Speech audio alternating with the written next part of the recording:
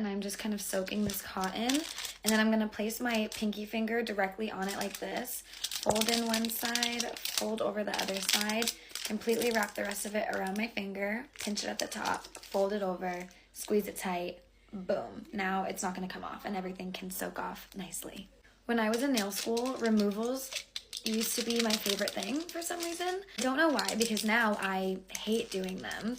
Not so much on myself. I really don't enjoy doing them on other people just because it's just not the fun part. But I remember when I first learned how to do removals in school, I was like, this is so fun. Like, who wants their nails removed? I'll do it. Like, isn't that strange? And I know that this part can be a little tricky when doing it on yourself, but I promise you, the more you practice, the easier it is, and these things will not come off unless you force them. This took about 30 seconds to do all of these. Now, I try to keep the same technique when doing the other hand, but it is a little bit more tricky, and it definitely doesn't look as pretty when I do this, but let's see how this one turns out.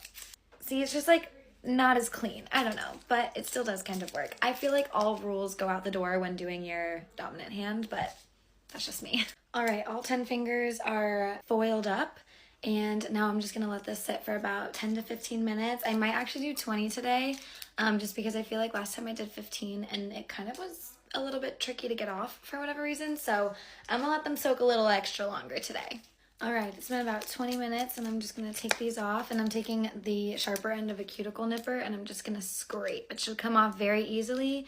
If it doesn't, put it back in the foil and let it soak for a little longer. I soaked these ones for 20 minutes and they seem to be coming off just fine. I normally do 15, so I'm not sure why last time it was so difficult, but maybe I'll just do 20 now to be on the safe side. I don't know.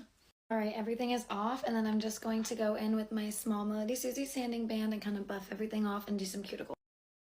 You want to use a pretty low RPM for this because we are now buffing the natural nail, and you definitely don't want to go too deep and thin out your natural nail. All right, and now I'm going to go in with my cuticle bit and really raise up any of the dead skin that's left over. Literally ever since I started using this bit, this has been my literal favorite part. It just feels like it's getting everything off, and I love that. And then lastly, I'm just gonna nip off all that dead skin. All right, and then I'm just gonna clip my nails just a little tiny bit and filing a little bit, and voila, they are all off and ready for a new set tomorrow. And I think that's all for me for today.